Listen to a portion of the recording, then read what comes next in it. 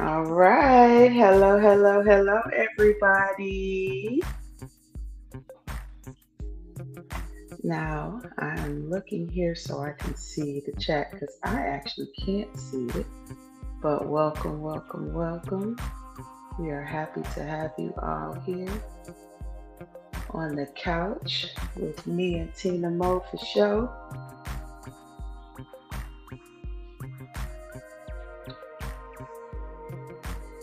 Now, give me a second, Tina. I'm pulling it up on my laptop so I can actually see what you're seeing.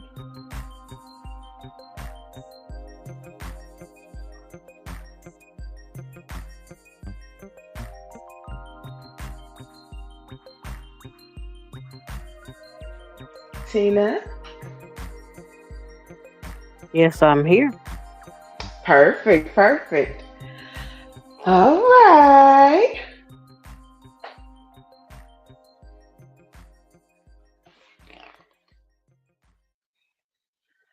Okay, so this is my first time coming on StreamYard and doing it this way. I see what's happening a little bit. I actually can't see what's happening in the chat, so I'm trusting you to handle that. Cause, and we will get started. Absolutely. So, I got it from here. Mhm. okay, thank you, cuz. Welcome back to Two Cousins, One Couch.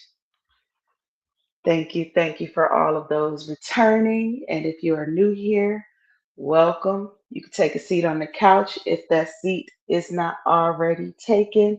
We do have a pallet on the floor.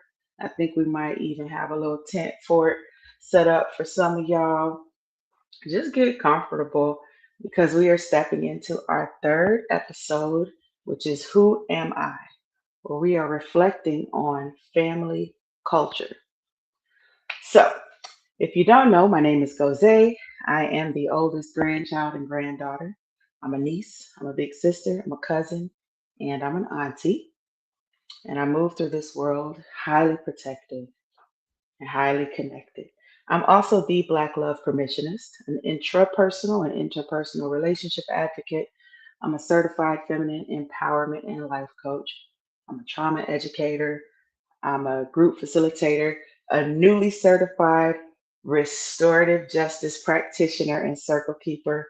I'm a cultural conversationalist. And I would like to say, in my opinion, I'm an all around dope ass individual. So we also have my cousin, Tina Mo for show. And I'm going to let you tell them about yourself because I don't think I could do you justice if I tried. Because, Of course, I'm Tina Mo for show. Of course, they just call me Tina. I am the oldest grandchild, maternally and paternally. Um, I am, I am me. I'm a lover of the Bible, known as a Christian. Um, I am also an inspector by trade. Um, I am a woman who has a lot of opinions. I am a woman who is a niece, a daughter, a great aunt, an aunt, um, a single woman.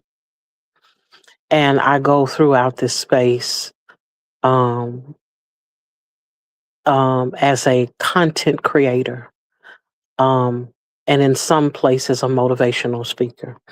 But for the most part, I'm just me, Tina Mo, and that's for sure. for sure it is. For sure it is. So, if you're new here, just want to introduce you a little bit to our family culture. So Tina and I, we come from a talking ass family. And when we get together, we get to yapping. That's just kind of our thing. So the reason we started this show is because I personally find our conversations to be edifying and intriguing. And Tina and I tend to have very different viewpoints and even thought processes. So there's a good chance that at some point when we're talking, she gonna say up and I'm gonna say down. I'm gonna say left, she gonna say right. And I thought it would be nice to share what we have with the world in love. So usually I come here with some questions just to keep my squirrel brain grounded and focused.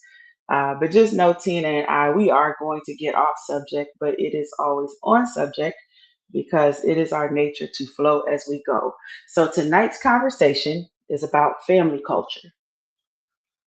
We're talking about the roles we inherit, the expectations we absorb, and what it looks like to come home to yourself beyond who you are expected to be, or maybe who you were expected to be, and we're still honoring where we come from.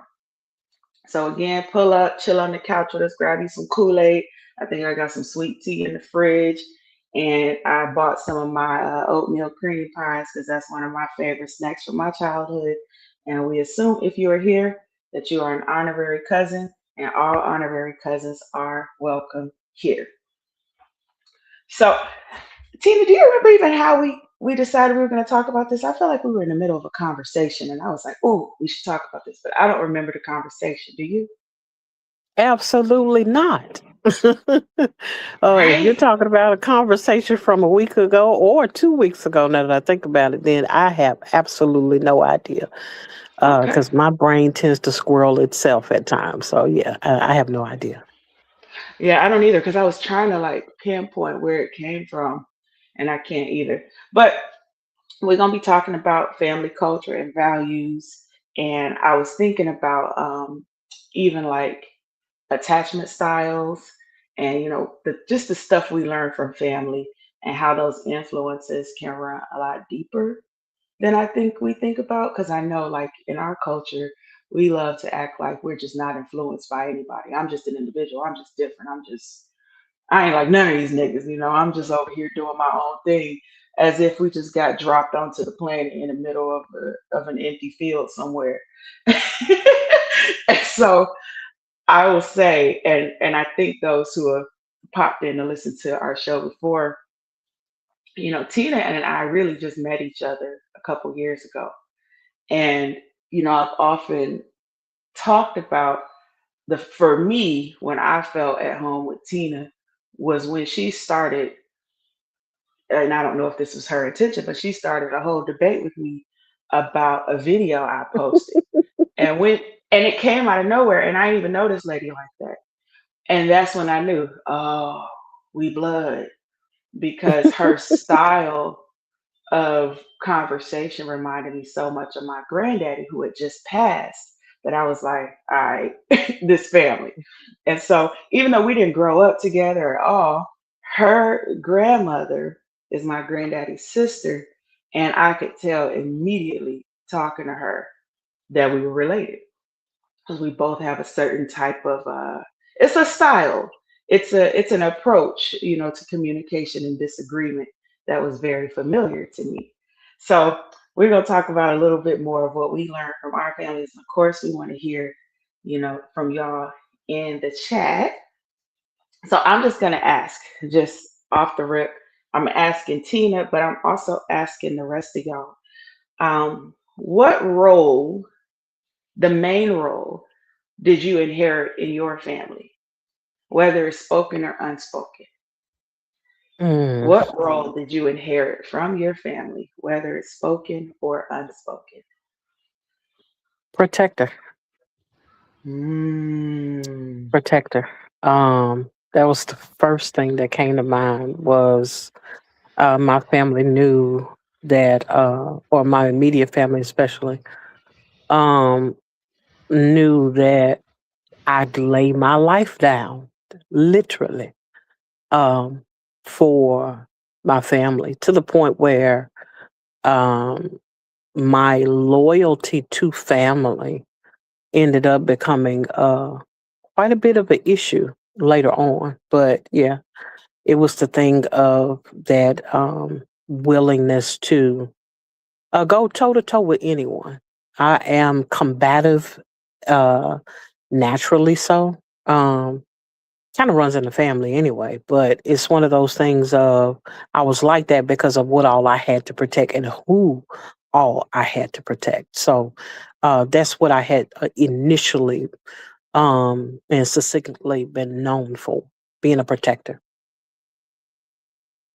Mm, you know what? I was sitting here thinking, 'cause I know we have some similarities there, but I was like, Hmm. that word protector isn't necessarily hitting for me, but that makes perfect sense for you, Hmm. especially with us both being like the eldest, we're the eldest grandchildren. So Hmm. coming to earth with responsibility already just kind of built into the life. It's like, oh, I just got here. My diaper ain't even fully changed, but I'm already doing Hmm. work. So I'm Yeah. hearing that. I'm hearing that. Ooh. Yeah, I there was are even also, mhm. stories. I'm sorry, go ahead. No, no, you good, cuz. Flow with it. I just can remember being told stories of how when my sister was a baby, um, if I was given a cookie, I would go back and ask for a cookie for the baby. And so, but Hmm. of course, I don't remember none of that. All I remember is war and arguing. But my earliest of days that others have told about me, I always was trying to look out for and protect the needs of others. Mm. Yep, that makes sense to me. I think if I think about mine, I think I was being groomed to be mother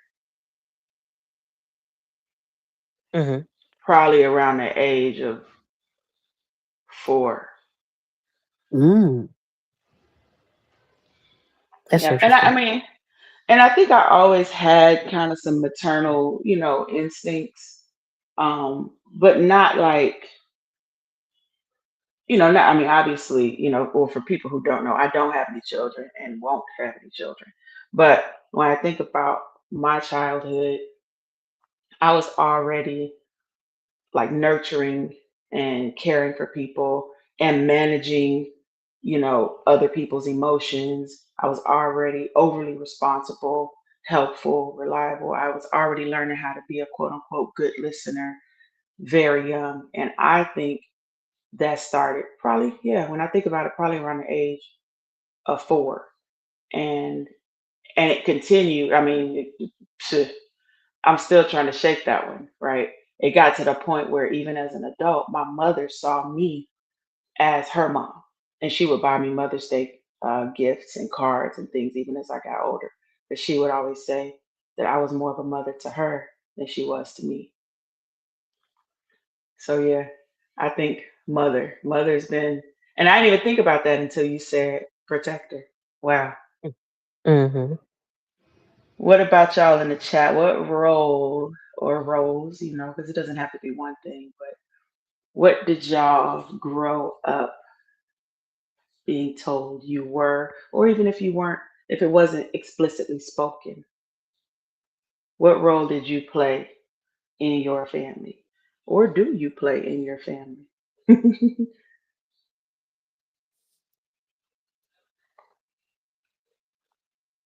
I don't know if there was any other role that I can remember early on.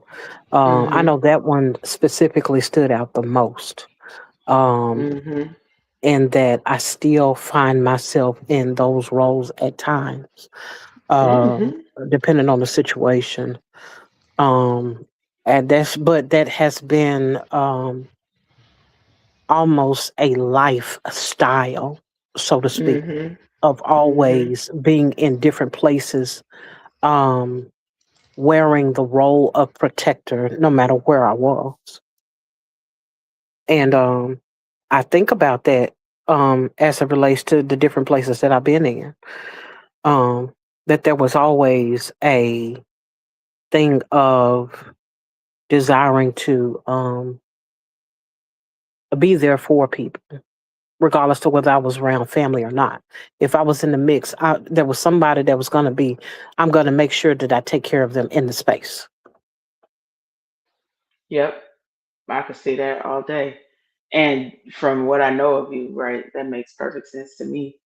And it was making me think, about what they call eldest daughter syndrome, Mhm. and how that shows up in Black communities. And both of us are the eldest daughters, and we're the first grandchildren.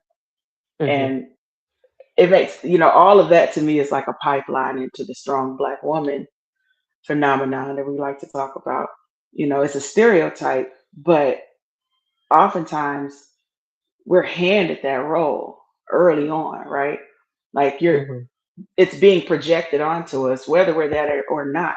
Before we even get a chance to even figure out what strong is, somebody's already deciding these things for us. And then they put responsibility on you early. Like I remember being 4.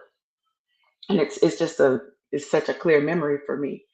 And this is gonna sound silly, but I'm little and I had a bowl of corn and I had a baby brother, so he's about 2, and he had a plate of corn. And I'm eating my corn, happy dance. And when I got done, you know how you got the little juice at the bottom of the bowl? I Mhm. tipped up my bowl, drank the little juice left in my bowl, and I'm feeling good. My baby brother looked at me, and then he did the same thing with his plate and tossed all the corn in his lap. Mm. And then my dad snapped on me. You know he gonna do whatever you do, and why would you do something like that? Now, of course, I'm 4. Now, clearly, if I'm doing it, I've done this many times. It's a bowl, whatever's left in the bottom of the bowl, whether it's cereal milk or whatever, you drink it. But Mhm. because I was already getting groomed, right? I'm the oldest. There's an expectation that I'm supposed to already anticipate what could happen around me. I'm supposed to already know that this little boy is going to look up to me and do everything I do. Of course, I don't know that, right? I'm just Mhm. living just off reflex. And it was so shocking to me that I got in trouble for it that it took me a long time to even understand what was going on because they were already putting that kind of responsibility on me, right? I'm the eldest daughter syndrome. Not and that mothering thing, right? This little person is looking up to you, so you should already be mindful of your 4-year-old behavior for him, easing you through that strong Black woman stereotype. I think, it's like a pipeline to get there. Like you have to already be overthinking. You cannot think about just you. You have to be thinking about somebody else. I think that many times, what tends to fall on your lap is the fact that you got here before everyone else. And so you're the first one to get the lessons. You're the first ones that the knowledge has been passed down to, before anyone else can get there. And I think a lot of times in that, a lot of responsibility falls upon you because you know more or you know better, as some would say.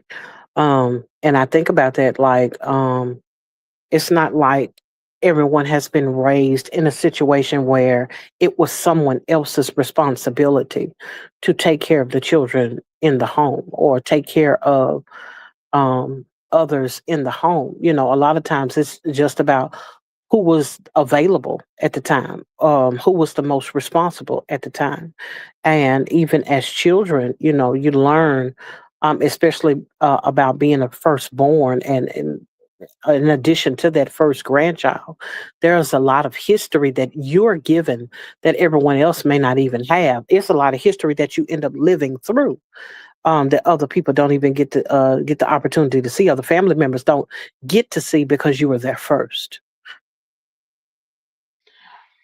I think you bring up a great point because I think a lot of first children, especially if your parents are kind of young when they have you, you're growing up with the parents. They haven't tested out any of their parenting strategies on anybody. They don't even have a parenting strategy. They just coming in, just trying to make it, and you're right there, just trying to make it right by them. And they're figuring out stuff by making mistakes on you. And Hmm. and so I think, a lot of times, especially if you're the first daughter, you end up doing a lot of emotional labor for the family. And this happens with, the firstborn sons too, where there's this expectation that, hey, you the third parent. I don't know what you Mm, think this is, but you have mhm, a job. I don't care if you still in that pull up. I don't care if you still in kindergarten. Get to work. You clock it in. mhm, mhm. I think about quite often how um, my sisters and I have a different um, vantage point as it pertains to the things that we saw, the things that we understood. Um, I had a conversation with my baby sister not long ago, and she was saying that there was a lot that she didn't remember. Even though she was there, she was young, but it was a lot that she was shielded from because, of course, uh, me and the middle sister are closer in age than she is because there's over a decade of distance in ages between the two of us, the three of us rather. And because of that, there were things that she just didn't even understand, didn't know, didn't experience, didn't see, and don't does not do not remember. She doesn't remember any of those things. And I thought back, I was like, wow, as I listened to her talk about how it's a lot of stuff that she does not recall. And I thought about how well we tried our best to shield her from any of the things that we were experiencing coming up. Because me and, well, I'm going to speak for myself. I was a wild one when I was younger. I may not have come across that wild because I was respectful. Because, of course, that I got that Southern yes, ma'am, no, ma'am, yes, sir, no, sir. And because I was able to speak with a tone that most adults could um, they didn't mind. I wasn't necessarily seen as the bad kid, but I actually was doing more than my younger sister was, my younger sibling. And she got in trouble quite a bit, but that was mostly because I just wasn't getting caught. I knew how to turn on the flashlight on what she had going on. And in some instances, some people would say, oh, well, you were being smart. When in fact, I don't know if I was smart so much as it was sneaky. I learned how to get around certain things being the oldest child because I had seen it before and I knew what the outcome would be. And then I would be careful even to call it sneaky, right? Just because it has a certain connotation to it. I feel like you had already learned strategies to survive that your sister had not learned yet. Well, I can't say everything was about survival. I might have been trying to negate a whooping, because that's what they was issuing back in the day. I was negating or trying to navigate around a scolding for something I knew I had no business. Because it would be different if I was just surviving. And I had those moments where I'm trying to survive. Maybe an abusive situation or whatnot, because I had those when I was coming up. But there was a completely different, another side where I was determined to do what I wanted to do. Um, and what I wanted to do was absolutely nothing I was supposed to be doing. And with that, as you say, strategy, I learned how to be sneaky, skillful, stealthy with my strategy. I feel that. Um,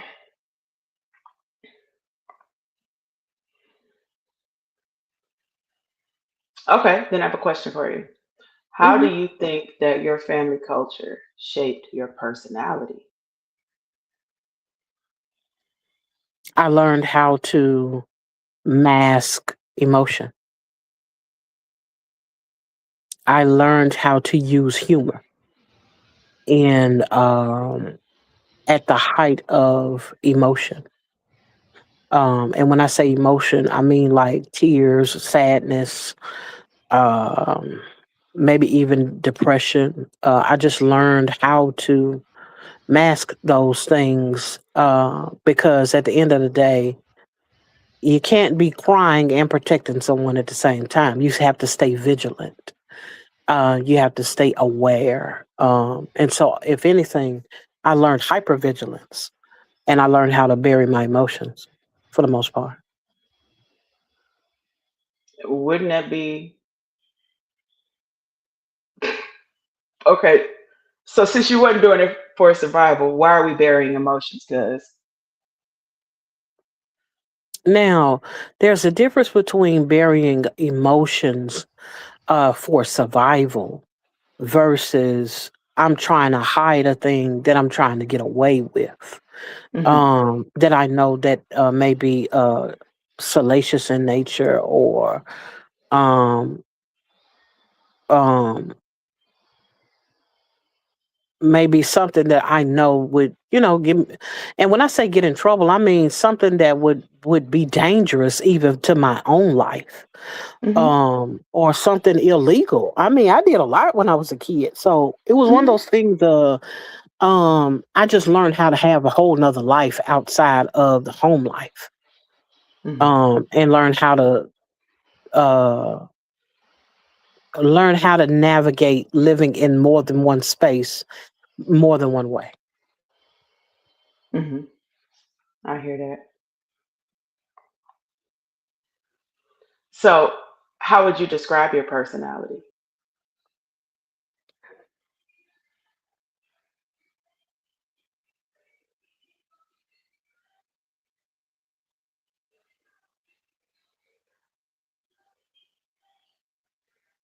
That's a great question. Mm,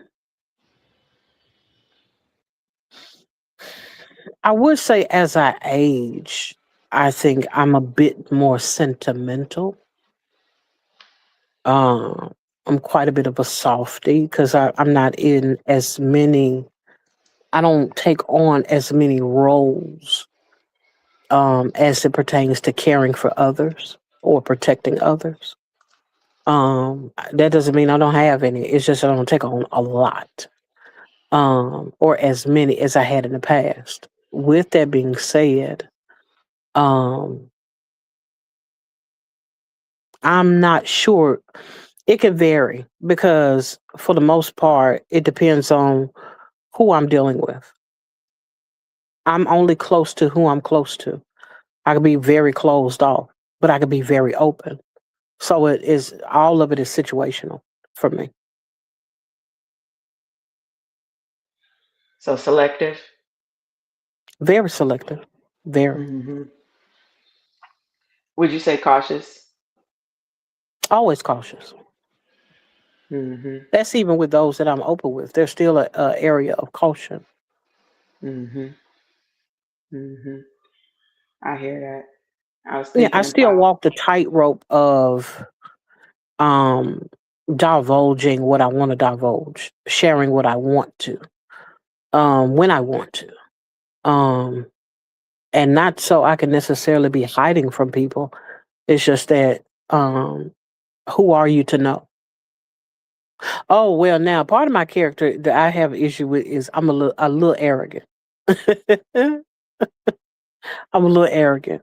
I could come across as prideful. That is one of the areas in which I struggle. I would like to be a lot more humble, but it's not the easiest thing for me to navigate. Um, and not saying that I want to be run over, like a rug or a carpet or what have you, but it's more so one of those things of you get strength from me first before you get weakness. Wait, okay, that was a lot. Hold on, hold on. So you said you described yourself as a little arrogant, and then you said you come across prideful. hmm I'm I I'm do. interested in that because on one hand you're saying that you think you're arrogant, and then you're saying you come across private. When I hear, I mean prideful, when I hear come across, I'm thinking this is how people read you. So are you saying that people are reading you correctly? In some instances, yes. I mean, I'm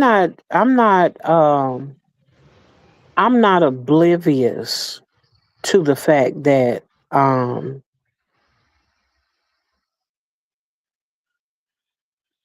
I'm not oblivious to the fact that I can come across as arrogant to some people or prideful to some people. That's not something that I am fully aware of. In some instances. Now, it all depends on how a person sees me, the relationship Mhm. that they have with me, because it doesn't always come up like that, or I don't always come across in that fashion, in that way. But I know it's there. I know it's not something. Um, it's not something that I could say I'm proud of. But I do know it's an area in which I struggle. And so if a person does see that about me, I mean, I can't sit here and act like, no, I'm the most humble person you'd ever meet. No, I'm not that. I'm not that at all. What's arrogant? Just so we can be in agreement, because I don't know if I would describe you this way. So Mm. I'm letting you take full responsibility for your self descriptions. Just out of curiosity, though, what is arrogant? Um,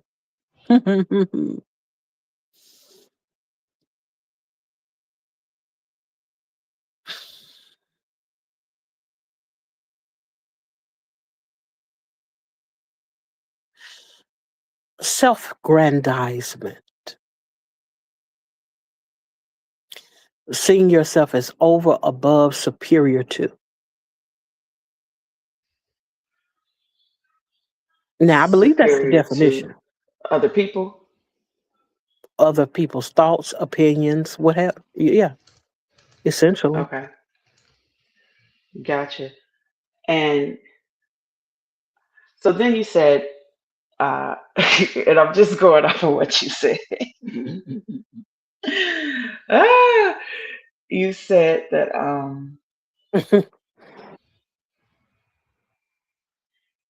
dang it, the squirrel got it. It was right there too, because I was really getting ready to ask you a question. Okay, well, we got lucky because my brain lost it. Okay, but you would say that that's a big part of, oh, strength. You said that people see strength before they see weakness. Do you think arrogance is strength? Arrogance, I believe, is a show of strength. It is a show of, it's the flexing of the muscles. It is a swelling of oneself in the presence of others. And so it's a almost a I can do it or can't nobody do it better than me type attitude. Okay, so I got a question. I love where this is going. And see, this is probably why I don't know if I see you in this way, but again, you're in charge of your own self description. Um, so I'm of the belief, right? Because Okay. personally uh I don't personally identify as arrogant, right? But we do come from a certain family culture. Yes, And Lord. Hmm. I feel like we're right now we're in it. We've just bumped up against a certain part of our family culture, right? And I think that part of our family culture is a little on the cocky side, right? And I Hmm. say, and when I Absolutely. use cocky, I don't think that cocky is necessarily arrogant, right? But I do think there's some flexing in there. When you're dealing with cockiness, in my opinion, cockiness is it's a little showy, right? It's a little showy, it's a little telly, it's a show and tell kind of thing. But you can only show and tell what you got. This is how I look at it. To me, is it arrogant if I'm not exaggerating the importance? What if I really am who the fuck I say I am? Am I arrogant for flexing the muscles that are there? That I didn't make up the muscles, I didn't put on a muscle suit. They're my muscles. So if I'm flexing them, they're there. What's wrong with flexing your shit? To me, you know what I'm saying? That's not arrogant. I tend to think that when we're talking about arrogance, we're talking about something that ain't there. We're talking about having to make up a little bit. It ain't just show and tell. It's, my daddy be hanging out with two chains and your daddy ain't never met one chain. You know what I mean? Like there's a little Mm-hmm. bit of there's a little bit of insincerity there. I'm, like you said, self-aggrandizing. I'm making myself out to be more than I really am. Now I feel you when you said the whole looking down on people Hmm. or seeing yourself as better than, but where I would offer the pushback and see, we come from a competitive family. And Hmm. so I know that It's I'm a happening right competitive now. girl, Uh-huh. right? Hmm. But I would say, if it's true, can it be if I am actually better than you at something, right? Hmm. Is it arrogant for me to just acknowledge the truth? Where I come from, just maybe the way I was raised and the part of the family tree that I stem from, right? With my little leaf over here, we don't call it arrogance over here. We just call it the truth. Hmm. You ready for So, my answer? of course, Oh, I thought you was gonna add something to that. no, I think I'm. That's just kind of where I'm at. So when I'm hearing it, of course, for me, Hmm. unless there's some falsehood in there, Hmm. when you're saying something to me. And this is probably why I don't spend a lot of time calling a lot of people arrogant unless I know they just phony kicking it. And then for me, if you are phony kicking it, or if you are making yourself out to be bigger than you are, I'm cool. Like usually I'm probably gonna back off a little bit because to me arrogance is flimsy. It don't take much. You shine a little light on arrogance and somebody finna fold. So I tend to get uncomfortable when I'm around people who are arrogant because Hmm. I know it's flimsy. I know if I push up against it even a little bit, it's going to be a problem. And I really don't like to expose people like that. I'm just sensitive to that kind of thing. I'll be like, you know what, they probably needed that, so I'm gonna let them have it, right? But I know if I go up against something and it's not flimsy and it's just gonna stand there as it is, to me, I'm testing the integrity of it. And once I see, oh no, they really are who they say they are, and they just standing on that shit and they don't mind talking about it, especially a black woman, I'm like, for me, you earn my respect. And I ain't never ever gonna call nobody arrogant for just saying it like they meant it, standing on it. To me, that's just my kind of people. So yeah, I'm very interested to hear, because I know you have you have your viewpoints on these things, and I'm open to hearing them. I most certainly have a completely and let me say this before I even go into all of this. I have tried my best to acknowledge all of you all that are in the chats. Welcome. But if you can hear anything, you hear the hoarseness in my voice. It's not as clear as it normally is. As a matter of fact, I'm talking in a lower register, so my words can come out a little clearer. So if my voice sounds a little deeper than normal, it is because I am hoarse. But with that said, one thing that I can say is we come from two different strains of thought um, as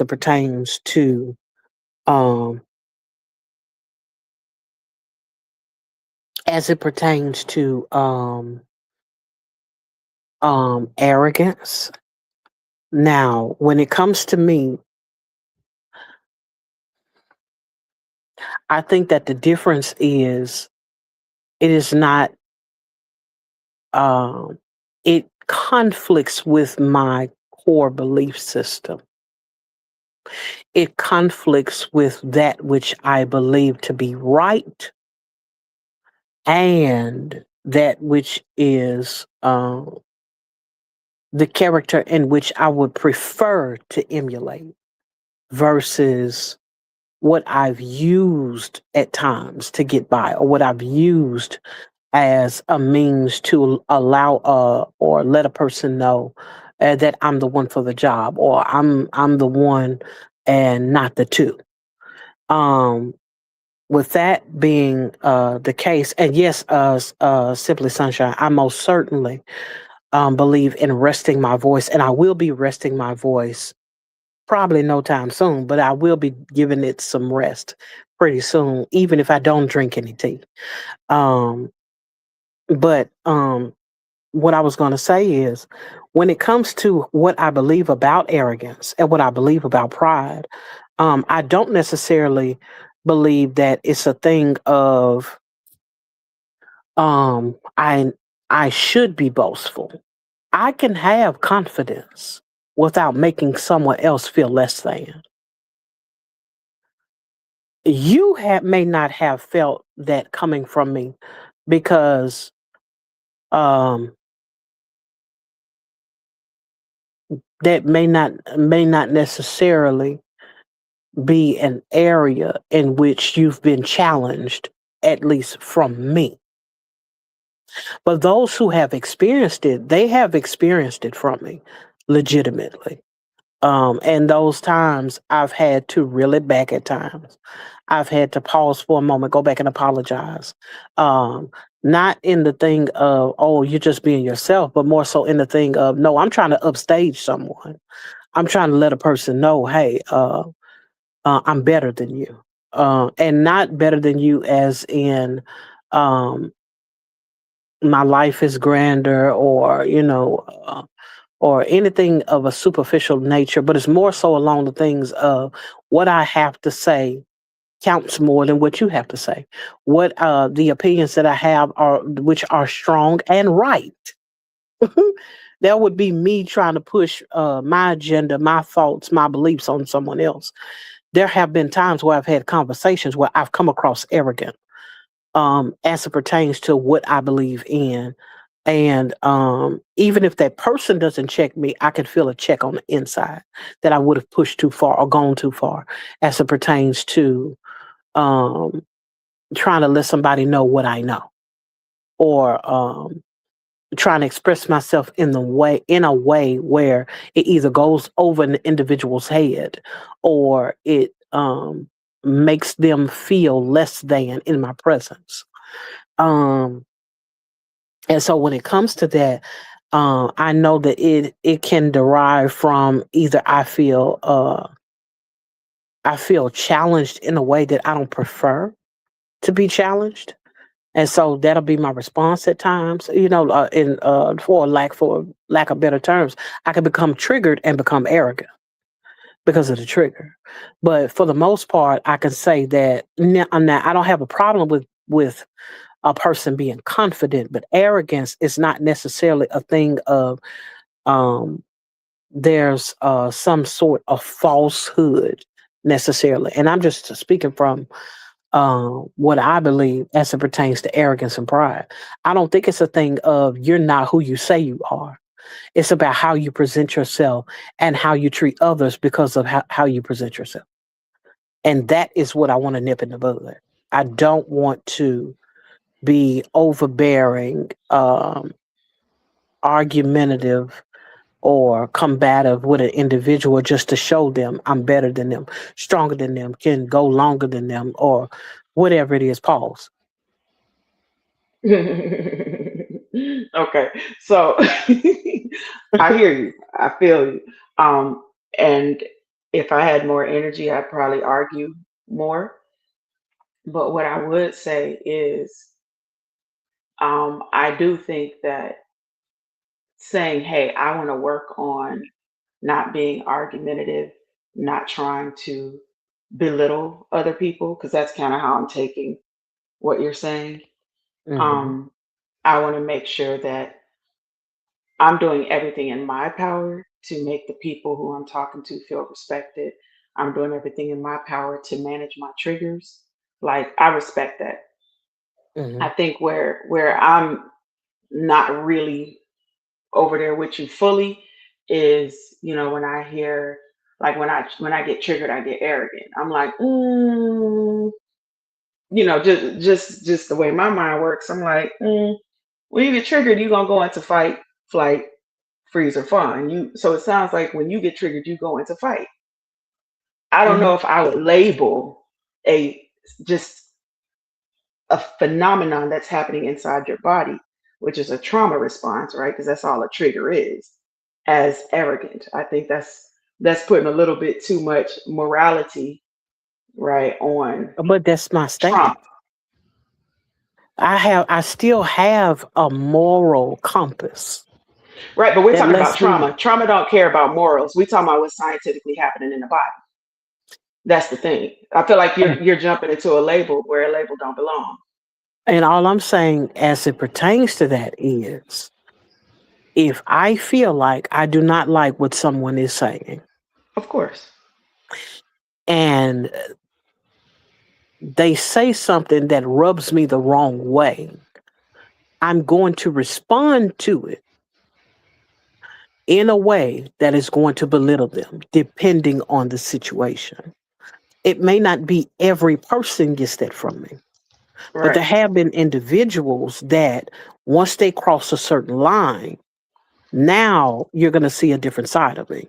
Now you Mhm. get to see the arrogance. Now you get to see the pride come forth. Because it's not a thing where, oh, I'm presenting in this fashion with everyone in every situation, because Mhm. that's not the case.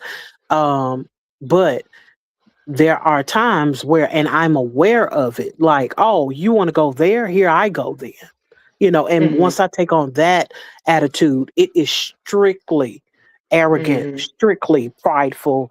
I'm letting you know I'm trying to read you as best as I can, and I don't want to be Mhm. like that. I don't want to continue in Mhm. that way. No, I feel that. I feel that all day. And I mean, taking responsibility for yourself is big. But then you said something else that made me think, right? Because again, in the big conversation, we're talking about the roles that we take on in our families, right? And I'm never going to Mm, stand in the way of somebody wanting to better themselves, first of all. And personally, whether I share the same religious viewpoints as you or not, I'm always going to be on the side of a person trying to better themselves. But if we're talking about the roles that we inherit in our family, right? And then mm, you're like, hey, I don't want to make a person feel something. To me, anytime I start hearing that language of I made somebody feel or I don't want to make a person feel, then I'm already thinking about what was the role you said you have to play, right? Protector. So then protector is already carrying the responsibility of I am supposed to be bigger than other people. I am supposed to be protective. I am supposed to be strong. I am supposed to present a certain type of way. And now we end up carrying responsibilities for stuff that ain't our responsibility because, from where I stand, you can't make a person feel nothing.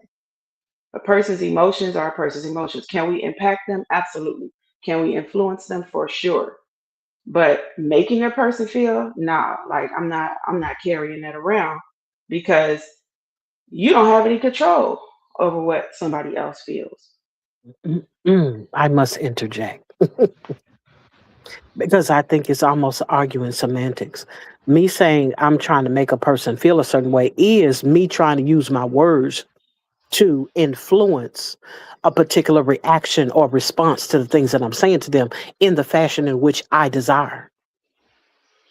Okay. Well, since we're interjecting, I'm gonna interject because nigga, we not arguing semantics. And I love how you like to go there every time I'm actually focusing in on something that's important that you don't think is important. So again, we're not arguing semantics. We're talking about the importance of the nuance in this kind of conversation because we're both sitting up here saying that we inherited some roles in our family, right? Roles that aren't necessarily beneficial to us at this age. So if we're Mhm. both accepting that there was some responsibility handed down to us that did not necessarily feel good, right? And we are learning how to become more of who we actually are or coming home to ourselves, some of that comes in the language that we use. And so I'm not the type of person to sit over here and overlook certain things like that. Because if you're a person telling me that you had to be bigger than big already, you came out having to be the protector, having to play a role, and then now it's, ooh, I have to watch who I am, how big I get, what words I say. And again, I'm never going to stand in the way of you trying to make yourself better. But I am saying I see a through line, right? This, ooh, if I get too big, then who needs to be protected from me? So yeah, I'm poking at it, not for semantics sake, but because it's actually something in there because I'm listening to you. What I would say to that is, um, in the things that I was taught, some of the principles I can still say that I ascribe to a certain degree. Um, Now, were they taught properly? I don't think so. As it pertains to the principles I'm able to extract from those experiences, I think there were some good principles, but that would take an individual maturing to the point where they can see the principle in the experiences in the first place, because giving information to a child and how a child takes on something, or expresses their understanding about something versus an individual that is mature or has matured to some degree to be able to look back at what they've been taught and scrutinize it properly, then you're talking about being able to take what I've learned in one season, apply it in another season with the understanding I have now, versus doing it out of this is what I was told to do, and this was my um this was my interpretation of what was told to me. Felt. Just for everybody who just got here, make yourself at home. I think the couch might be full, but you can probably squeeze up in there if you're real small, got some small hips, not like me. Uh, Take a seat on the floor. We got a pallet for you. We welcome in all our honorary cousins who just got here. We are in the middle of having a conversation slash difference of opinions, talking Mhm. about the roles that we inherit in our family, whether they are spoken or unspoken. And we've been talking about how family culture shapes our personality. So, one of the personality traits that Tina spoke on was arrogance. And I don't necessarily know if I would describe her in that way, but she describes herself in that way, and she probably would describe me in that way. And I don't necessarily believe that about myself, but we talking about it right now. So y'all feel free to jump in, say what y'all's thoughts are. What is arrogance as y'all see it? What's the difference between standing on business, flexing because you got it like that, and being arrogant? Is there a difference? We want to hear from our honorary cousins. Um, but now I'm thinking about it, right? I asked you how do you think our family culture shaped your personality? Mm. And I'm thinking about how it shaped mine. So, for those of you who just got here, my granddaddy is the brother to Tina's grandmother. And so when I listen to Tina talk, especially about like what she's learned from her grandmother and her mother down, um, it's really interesting because it's very similar to what I was taught as a child, even though we didn't know each other growing up. And so my granddaddy is the older brother to your grandmother, right? Yes. And so I feel like even though we got a very similar grooming, I got a slightly different grooming because of who the patriarch was. Hmm. And my granddaddy is, cocky for sure. Um, I don't know if I would describe Oliver as arrogant, just in my opinion. Um, but I'm sure there are people who probably would. Um, Hmm. I found his I found him to be big on truth, big on understanding what he was talking about before he opened his mouth. Or if he didn't know, he's going to change the subject so we can get to something. So competition for sure. He's very competitive, and my dad was, and that definitely came down to me. So growing up with my dad, I learned how to debate early in life.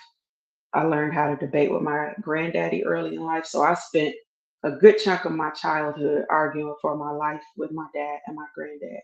And I think when you're a little girl, especially a little black girl, and you grow up arguing with grown men about all kinds of things, you develop a different kind of relationship with communication. And for me, that was just fun, right? It was just banter. It's just we're trading ideas, we're going back and forth.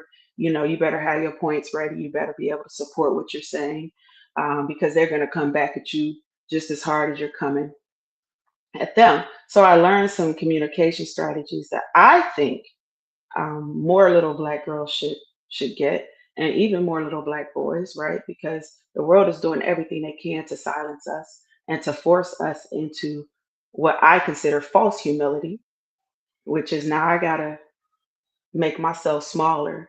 I gotta shrink myself so other people can be comfortable, which really doesn't get you anywhere in the world, right? I mean, it might keep you fake safe, um, but I believe that I benefited greatly from having men in my life who encouraged me to speak my mind. And even though I will admit, right, I say I got a little bit of a cocky expression at times. I personally, for me, if I were to describe my personality, I would say my personality is, for the most part, direct. I would say strategic. Um, I would say free spirited. There's a part of me that I need to be able to move. But I also, because I grew up in a military family, I have respect for structure. I like systems, I like structure, and all of these are inherited from my granddaddy. Because all he would talk about is you need to get yourself organized, you need to get yourself a system. And I heard get yourself organized, get yourself a system so many times in my life that literally that's one of the things I do. I design systems, right, to help people relate better. So I definitely think, that was, um, it could have been part nature, but it was definitely nurtured into me. It was impressed upon me earlier. Learn how to speak up for yourself, learn how to use your voice to get you where you want to go in life, learn how to have stamina if you're going to say what you said, be willing to back it up at all costs. And to me, these qualities or skills or strategies have helped me in life. I think I would have gotten run over early in life if I didn't have them. And so I'm always looking for ways to refine that part of me. And as far as I'm concerned, I'm trying to lean more into that. I want, I want to be real comfortable in full flex whenever I feel the need. It don't bother me not one bit, and I like to be around people who um, who move in that way. And I don't enjoy being around people because I think about what you said, right, about people who might be having some issues with feeling good in themselves and in their bodies because of the things that they've gone through. Um, I spent so much time as a child being the person who was considering everyone all the time that I think early on in life, um, I had too many fucks to give, still do, right? And I never seem to run out of fucks to give, right? I tend to get them delivered at my doorstep every day. Like, you know how the postman just gonna drop that mail off, rain, snow, sleet. Whoever is delivering these extra fucks, like they gonna find me. If I'm stranded in the desert, a helicopter is gonna drop some down on me. And it's kind of wild to me how it is. So I think as I've gotten older, because I took on so much responsibility for yeah, till yesterday, right? Because it's a daily challenge for me. I think being a child who was told, hey, you have to think about everybody else. Oh, that kid doesn't have any toys and you have toys. And now I'm getting in trouble for something I didn't even do. I have learned to be so overly responsible for everyone all the time. And then the religion that I grew up in had me so extra responsible for everyone. I'm like, nah, nope. I'm putting some of this down. A lot of this ain't got nothing to do with me. I'm not carrying it. When I see myself carrying it, I'm like, get it up off me. That's for them. That's not for me. Um, so yeah, I wouldn't even describe my personality in a negative way because I don't think it's anything negative about my personality. It's just my expression. It's just how I show up.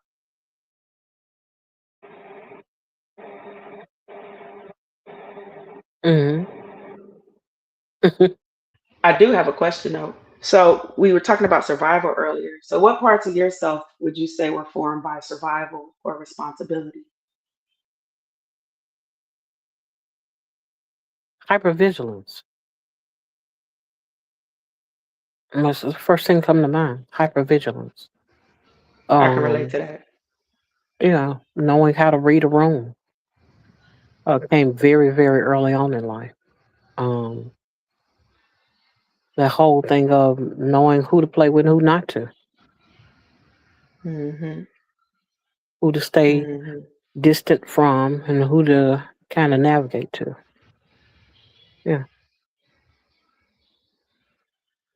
I would say that, and because hypervigilance is definitely strong, and I know that's like a pretty typical trauma response, right? Uh, I would also say for me,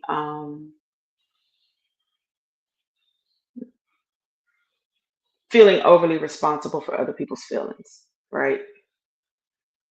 Constantly, like the hypervigilance would lead me to feel or to believe that what everybody else was going through, I had something to do with it. And if I didn't have anything to do with it, it was my job to have something to do with it. Now, And I'm sorry, go ahead. no, you good. I can't say that I'm in that space of caring about how everyone feels. There were certain people who, um, number one, I may have been drawn to care about or had been given the responsibility to care about, especially familially. Um, outside of that, and maybe where friendship lies, I don't be caring about people. And when I say I don't care, meaning like the thing of I'm not inundated with how people um experience me per se or how I'm treating them. Because for the most part, I'm respect forward. Outside of being respect forward, which I think has allowed me to navigate most spaces. Outside of that, I'm like, I can't say that I have a whole lot of care when it comes to other individuals' emotions and feelings and things. Yeah, I feel that. And then that also kind of tracks too, right? Because when I said what was the role that you feel like you were kind of handed earlier, you said protector. And I said I could relate to protector, but mine was mother. And mother Hmm. has to. I've been groomed, right? Part of it is just kind of my natural personality. And then part of this was very careful grooming. I was groomed early in life to care about everybody's. And it started with my family and then moved out into my friends. And then it was just everywhere I went. And that's been something that I have been working really, really hard on releasing. And then what happens is when you play the mother role and you find yourself doing it everywhere you go, then people expect a certain care about what they feel. And then if they don't feel like they're getting it from you, well, how do people act? You know, when they feel like their mama ain't doing what they want mama to do. People have fits. People throw tantrums. People go off. People get disrespectful. People get distance. You know, people do all kinds of stuff. And I have spent a good chunk of my life um, managing other people's emotions to the point where I've gotten very careful now, where I'm like, nope, not mine. I've had to learn like very specific boundaries to understand, even when I could be very sensitive and feeling people's emotions coming up off of them. And I've had to learn like certain boundaries to even keep me from doing anything about what I feel coming off of people because it can be really, really overwhelming to always be in a space where, I, of course, I have my own emotions that I'm navigating, but then I'm also navigating all the emotions in the room. And then because of how I was raised, it was like, yeah, and you're supposed to do something about it. And I'm like, nope. That's why I get real sensitive. Like, I don't, some of that language. I don't like a lot of that language. You made me feel this way. You did. You because of you. I'm over here. No, no. You felt how you felt, my nigga. You felt that. That was your. Those are your feelings. Now we can talk about your feelings all day, but I don't even know how I caught that stray. I was over here doing me. You felt what you felt over there.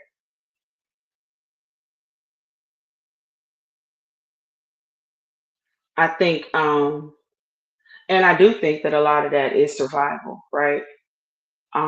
Because when you're kids, you really don't know, especially like, and I can't speak for you. I grew up in a very abusive household, so I never knew what was getting ready to happen, what was getting ready to make somebody turn up, right? I never knew. And so for me, it wasn't just the, oh, you might get a spanking. Oh, you might get a scolding. No, this could be, I'm finna get drugged for filth, physically, verbally, psychologically, you know, never knowing. So like when you talk about hypervigilance, I'm like, oh yeah, always been hypervigilant.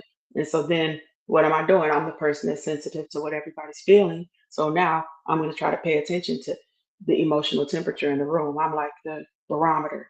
I'm always sensing what is a person over here feeling, what you feel, what you feeling. Because I can feel these ripples. And every time I feel the ripples, I'm like, oh shit, I should do something about it. Because if I don't, this might come crashing down on me. And then I just went ahead and took that trauma and made it a lifestyle. I think my biggest thing has just been being able to sense danger as early as possible and as from afar off as possible.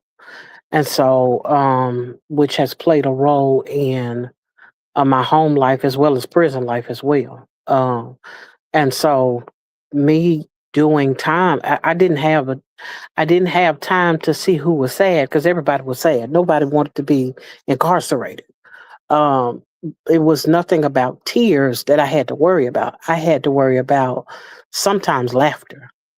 Sometimes I had to worry about anger, things of that nature. I had to worry about when it got too quiet. I had to worry about things getting too loud sometimes. Where is it coming from? Is that loud because someone's having a good time, or is that loud because something is happening in a particular section and it's about to roll over to where I am? And so I want to say that for the most part, I have not, I've had to be hyper vigilant to the point where not in fact, I could say in coming from an abusive household, leaving that space and going into prison, I would say that it trained me. The things that I went through in the home trained me for what when I went to prison. And so I knew what to look for. I knew to watch out for the quiet, the steps that I'm not really paying attention to, and notice every creak, every crack, everywhere. And so to this day, I still notice what's not being said. I have a tendency to read in between the lines. So much so to the point where it's hard for me to trust people because I read between their lines more so than I listen to them. I'm like, what are you not saying?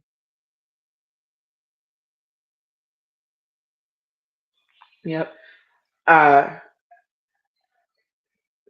I think this might be one of those things where you're saying something very similar to what I said and saying it differently.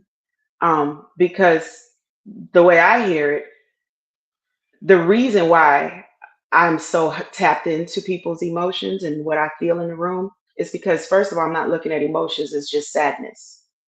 Anger is an emotion, right? That can definitely let me know if danger is in the room. If I Absolutely. miss if I miss a person's sadness and I don't clock it, that can quickly turn into anger because most black families aren't sitting around talking about their emotions. I certainly did not grow up in that type of family. I So didn't either. laughter could turn on you quick, right? And you got to be able to notice the shift. You got to be able to notice when a person goes from happy for you, looking up to you, to jealous of you.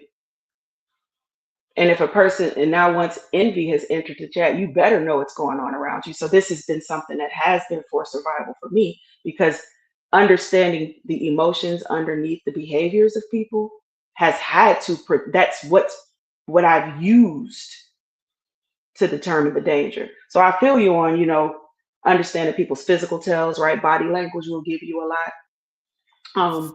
And there are a lot of things, that a child who's being groomed to be a mother is going to pay attention to, because those little shifts can be a life or death thing. For instance, I used to work at this recovery center, and we used to have circles where the therapists would run, these therapy groups. And I don't remember what the prompt was, but it was something about religion, right? As soon as they asked the question, I felt it go up in the room. Now, it wasn't nothing being said, it wasn't a lot of movement, it wasn't a lot of facial expressions, right? A lot of times, Black people, we're not very, as much as they try to make it seem like all we do is coon and buffoon, a lot of times, you really have to be Black to understand our body language. Because if I looked around the room, on the surface, everything seemed calm, right? They asked whatever the question was about religion. And I was like, oh shit. You know what I mean? Inside of I didn't even say it out loud. I was just like, oh goodness, this is getting ready to be something. And it was just because I could just feel it. I felt like the energetic shift in the room, and I'm like, ooh, okay. And next thing I know, there's a woman standing up. She yelling. She's pointing at the facilitator. She just started picking up her stuff's flying. I see a knife. Whoo, wait, we don't have metal detectors. This lady's carrying a knife around in a belt on her waist. And I'm like, wow, she just walked up in here with this.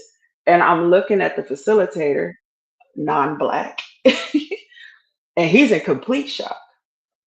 And I remember when I was talking to my supervisor about it afterward, I was like, yeah, I saw it coming.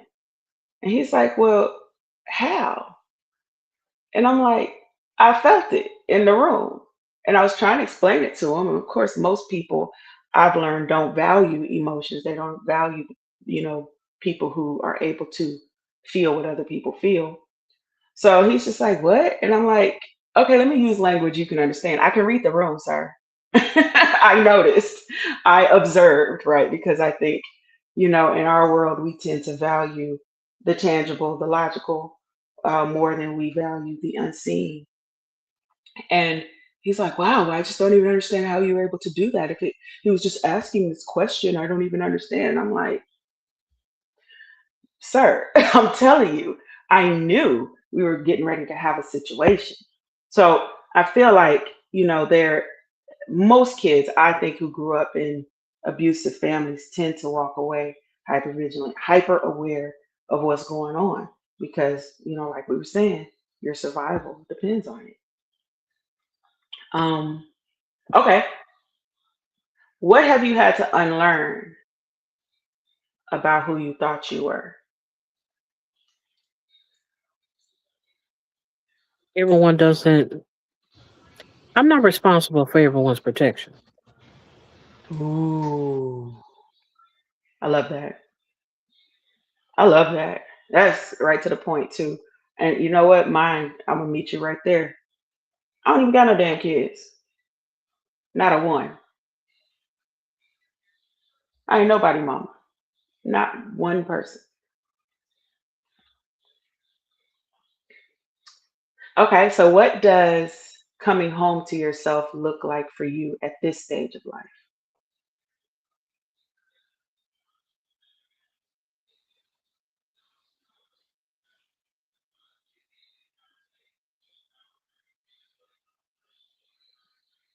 It's, that question's not computing because you said home to yourself.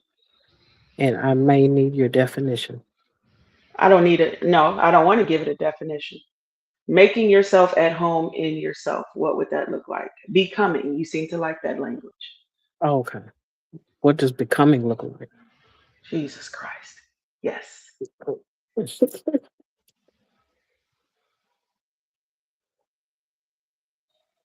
It's about reevaluating what I think, what I believe. Um, scrapping that which is not useful, Mm, scrapping that which is not um it's not good for me, and cleaving onto that which is good.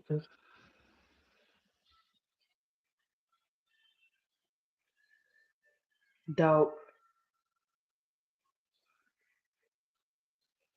I think for me, coming home to myself is resting.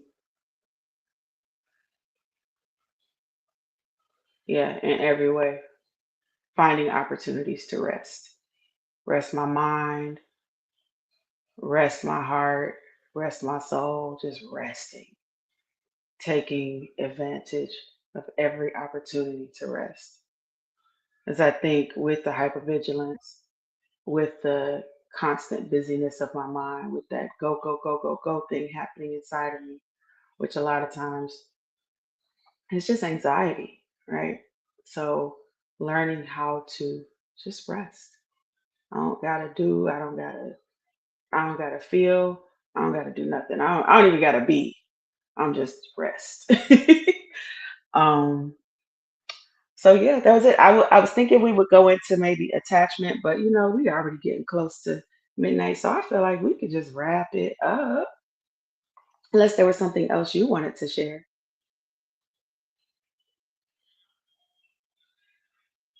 No, I can't think of anything. No.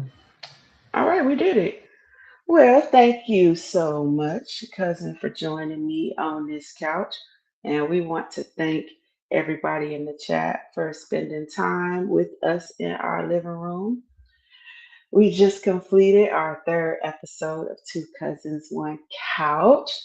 And I would just ask Tina, did you have any closing remarks or anything you would like to share with our honorary cousins about family, the roles we inherited, unlearning, moving forward, and becoming? I would say for the most part, don't be afraid to redefine um your role. Hmm. Um, there's nothing wrong with being a mother, a father, a sister, a brother. But at some point, those things change. You no longer have to be the one to um, wipe off the boo boo on your baby's knee. You don't have to be the one to kiss the forehead because they fell off the bike. We're growing and we're maturing.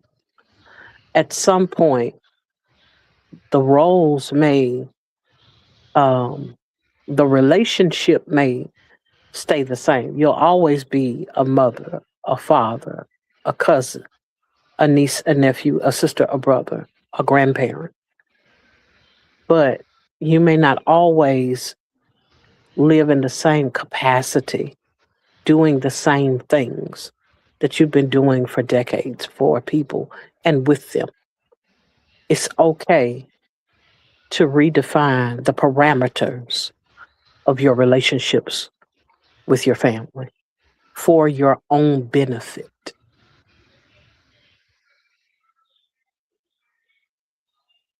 and for your own sanity. That's it. Amen. Hey, when you're right, you're right. I don't have anything to add or subtract from that. So, again, to our honorary cousins, thank you for hanging out with us. If something stirred or resonated with you, feel free to share your reflections in the comments. Also, invite another cousin. We'll be back. I think, are we back in 2 weeks? I don't even know the date. I think we're doing this twice a month, right? Hmm. So, next time we do it, bring another cousin. We are discussing family topics. We are unpacking the stuff that we grow up with. What do we learn? I am very passionate about building stronger, healthier Black families. And so that's kind of what is behind this particular live cast. But if you have questions or topics you'd like for us to explore in the future, please let us know down there in the chat. And Hey, I invite cuz, you all. Yes. I'm sorry. That's your auntie. I mean, your cousin. I'm talking about your auntie. That's your Who's my cousin? cousin. Who's my Joyce cousin? Woods is Where in is the she? I don't see chat. her. Oh. Oh, your mom. Wait, Yeah. where is she? I don't Hold see on. I'm her. gonna put it up. Hold on just a second. Chat out. Look at that. Very interesting subject. I wonder if I'm not seeing the same chat that you're seeing. Do you see No, I people that see I the can't full see? chat. I see everything. What Hey, do I see? Danielle. I don't know. Wait a minute. Did I say the name? Yeah, that's Danielle. Hey, Danielle. Um, Oh, yep, she's oh, that's waving. dope. Hey, I'm at your cousin's house right now, Janice. I love that. Oh, that's It's beautiful. wild. Well, did she want to say anything? Because I don't want to cut it off. I'm definitely trying to. Mm-mm. No, she Okay, just waving to the people. I mean, okay. waving to everybody, saying something. I don't know. Oh, that's dope. That made me smile. Well, on that note, take care of yourselves, take care of each other, and remember the couch is always open. And we will see you all very soon. Good night. Bye.